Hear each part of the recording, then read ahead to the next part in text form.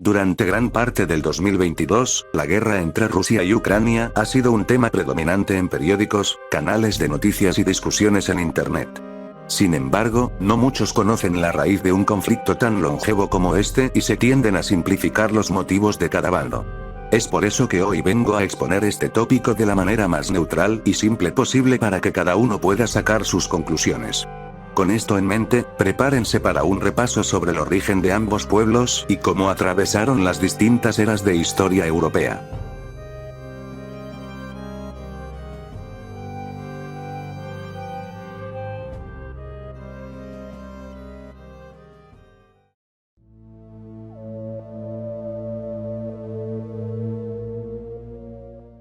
Tanto los rusos como los ucranianos forman parte de los pueblos eslavos. Los eslavos son una etnia indoeuropea que tuvo su origen luego de la migración de los indoeuropeos desde el Cáucaso y las estepas euroasiáticas hacia la Europa continental. Estos grupos eslavos habitaban el actual sur de Bielorrusia y norte de Ucrania y hablaban una variante del idioma indoeuropeo. Estos pueblos comenzaron a migrar hacia el resto de Europa alrededor del año 500 después de Cristo y se asentaron principalmente en los Balcanes, Europa central y los extensos territorios de la Rusia europea. A pesar de este origen común, los pueblos eslavos fueron distanciándose en cuanto a su cultura, religión e idioma debido a la interacción que tuvieron con los demás pueblos que habitaban el continente. Un ejemplo muy claro de este fenómeno es el de los países que en el siglo XIX formaron el Reino de Yugoslavia. Si bien todos estos pueblos eran eslavos que migraron hacia los Balcanes, las influencias de potencias foráneas resultarían en un gran cambio cultural para estos grupos. Eslovenia y Croacia formaron parte del Imperio Austríaco durante siglos y adoptaron la fe y el estilo de vida católico. Los serbios, montenegrinos y macedonios estuvieron bajo dominio bizantino y otomano por siglos y adoptaron la fe y estilo de vida de los cristianos ortodoxos y, en menor medida, de los musulmanes. Esto creó una clara división en el país, la cual, sumada a otros conflictos internos y diferencias culturales e ideológicas de las naciones mencionadas, resultó en una gran inestabilidad política que culminó en las guerras yugoslavas. El resto de pueblos eslavos siguió un camino similar durante la Edad Media, cada vez se distanciaban más culturalmente el uno del otro. Es en este momento en el que retomamos a Rusia y Ucrania.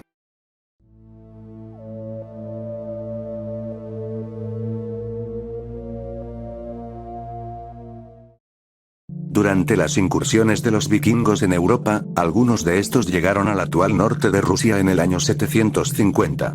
Estos vikingos incursionarían en el territorio occidental de Rusia al igual que en Bielorrusia y el noreste y sur de Ucrania donde, junto a varias tribus eslavas, formarían el estado Rus que, luego de trasladarse su capital de Novgorod a Kiev, se conocería como Rus de Kiev. Esto es muy importante debido a que Rusia, Ucrania y Bielorrusia ven a este estado como el origen de su cultura. Luego de un colapso económico y de sufrir invasiones por parte de los mongoles, Rus de Kiev fue disuelto en varios principados.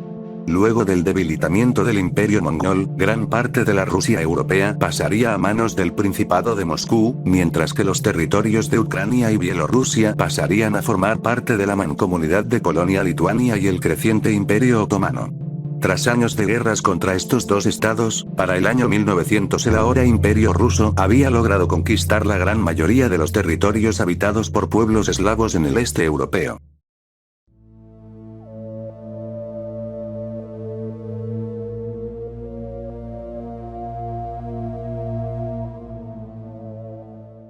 Antes de seguir con la Primera Guerra Mundial, hay que hablar sobre la industrialización del Imperio ruso. Este esfuerzo de industrializar la nación se concentró principalmente en las grandes ciudades rusas como San Petersburgo y Moscú, pero también en regiones como el suroeste de Polonia, Helsinki en Finlandia y, el área de mayor importancia, el este y centro de Ucrania. Esto ocurrió debido a los depósitos de hierro y carbón que se encontraban en dichos territorios, lo que llevó a una gran migración de campesinos rusos que vivían cerca de la frontera ruso-ucraniana a estas nuevas áreas industriales. Durante años, rusos y ucranianos lograron convivir de forma pacífica, pero, a partir del siglo XIX, varios eventos complicarían las relaciones entre estos dos grupos.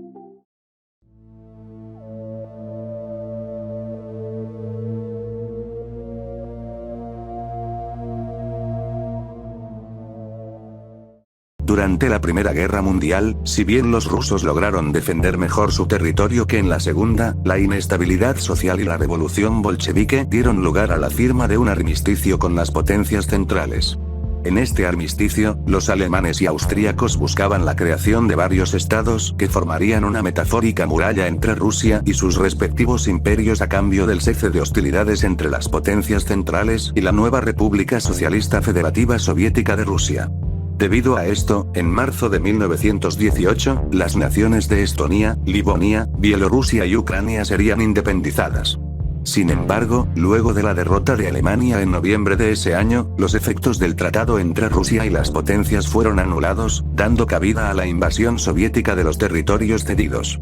Si bien muchos territorios fueron recuperados, el desgaste de las tropas y la dificultad de administrar un territorio tan vasto hizo necesario hacer varias concesiones.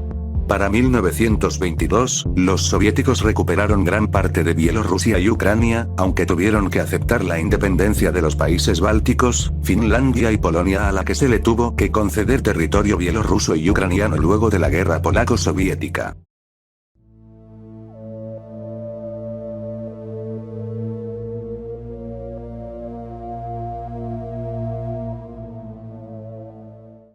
Durante el período de entreguerras, la enemistad entre los ucranianos y el gobierno soviético en Moscú fue creciendo cada vez más debido a las políticas culturales de la Unión Soviética, donde se intentaba eliminar las diferencias entre las distintas etnias que vivían dentro de la Unión en favor del ideal de un solo pueblo soviético, y debido a las hambrunas que ocurrieron en este periodo. Estas hambrunas son el origen de una teoría muy controversial llamada Holodomor. Para los que no la conocen, Holodomor refiere a un genocidio orquestado desde Moscú a la población campesina de Ucrania con el objetivo de debilitar los esfuerzos independentistas de la región. Críticos de esta teoría apuntan a que las hambrunas no ocurrieron solo en Ucrania, sino que en toda la Unión Soviética, mientras que otros argumentan que Ucrania fue, con diferencia, la región más afectada. Les dejo a su criterio el considerar esta hambruna como un genocidio planificado o no, pero lo importante es que el descontento por parte de los ucranianos sobre su situación en la Unión Soviética tendría sus repercusiones.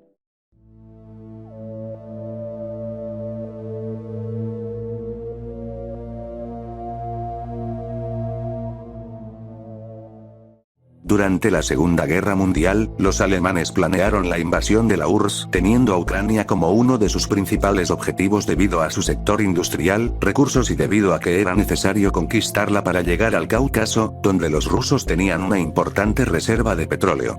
Durante la invasión, muchos ucranianos festejaron la llegada del ejército alemán, mientras que otros aprovecharon el caos de la situación para formar grupos armados que buscaban la independencia de Ucrania tanto de los soviéticos como de los alemanes. Por otro lado, en la Ucrania ocupada tuvo lugar la creación de la división de las Waffen-SS Galicien, formada en su mayoría por ucranianos. Luego de las contraofensivas soviéticas contra el ejército alemán a partir de 1943, Ucrania fue reconquistada, los grupos independentistas aplastados y aquellos que colaboraron activamente con los alemanes huyeron hacia Occidente o fueron enviados a campos de trabajo en Siberia. Para 1945, Ucrania volvía a ser parte de la URSS, habiendo además recuperado sus territorios perdidos en la guerra polaco-soviética.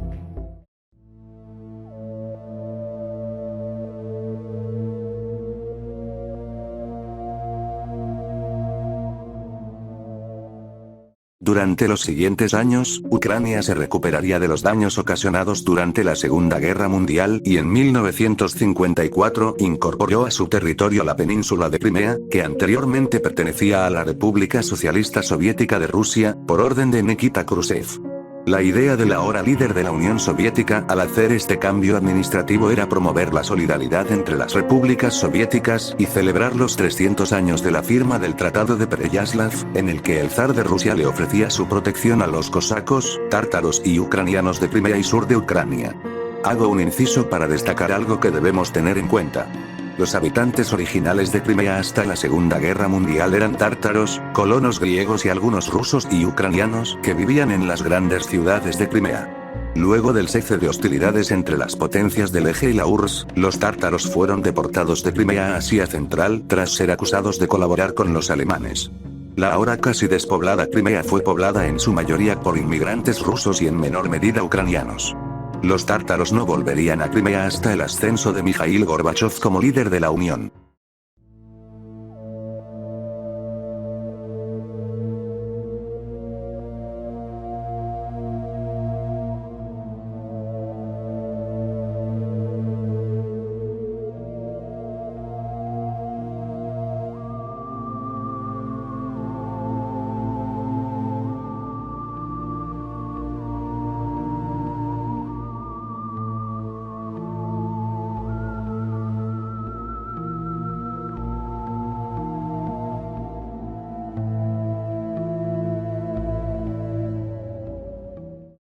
Debido al colapso económico de la URSS, las repúblicas que formaban la Unión Soviética acuerdan la disolución de esta en 1991 y la formación de la Comunidad de Estados Independientes, lo que lleva a la independencia de las exrepúblicas soviéticas. Sin embargo, la inestabilidad económica y la corrupción dentro de Ucrania serían prominentes a partir de su separación de la URSS hasta el año 2014.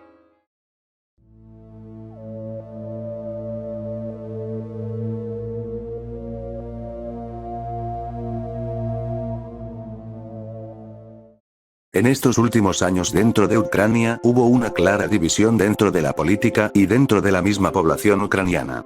Los ucranianos del oeste y centro del país buscan un acercamiento a la Unión Europea, mientras que los ucranianos del este, que son en gran parte ruso-parlantes, creen más conveniente estrechar relaciones con Rusia. El conflicto alcanzó su punto más álgido cuando, en 2014, las protestas en Ucrania en favor a la entrada en la Unión Europea resultaron en la destitución del gobierno de ese entonces en favor a uno más pro-occidental liderado por Oleksandr Turchinov, al igual que la proclamación de repúblicas prorrusas en el Donbass y la integración de Crimea a Rusia. Estos eventos también son bastante controvertidos y hay dos versiones sobre los hechos de 2014. La primera versión señala que lo más conveniente para solucionar los problemas económicos de Ucrania era su entrada a la Unión Europea, pero su gobierno lo impedía debido a sus lazos con Rusia. Es por esto que las protestas tuvieron lugar, logrando un cambio de gobierno pero provocando descontento en Moscú, lo que resultó en la invasión de Crimea y el apoyo del gobierno ruso a las milicias separatistas en el Donbass. La segunda versión de los hechos implica que el gobierno estadounidense se aprovechó de la inestabilidad económica de Ucrania para organizar un golpe de estado que le permitiera la entrada de Ucrania a la OTAN y la construcción de bases militares estadounidenses en la frontera con Rusia. El gobierno de la República de Crimea vería esto y pediría a Moscú la integración de su territorio a Rusia. Sea cual sea la verdad sobre los eventos que llevaron al conflicto armado, la realidad es que, como pudieron ver, es un tema mucho más profundo de lo que la mayoría sabe y espero haberlos ayudado a entenderlo.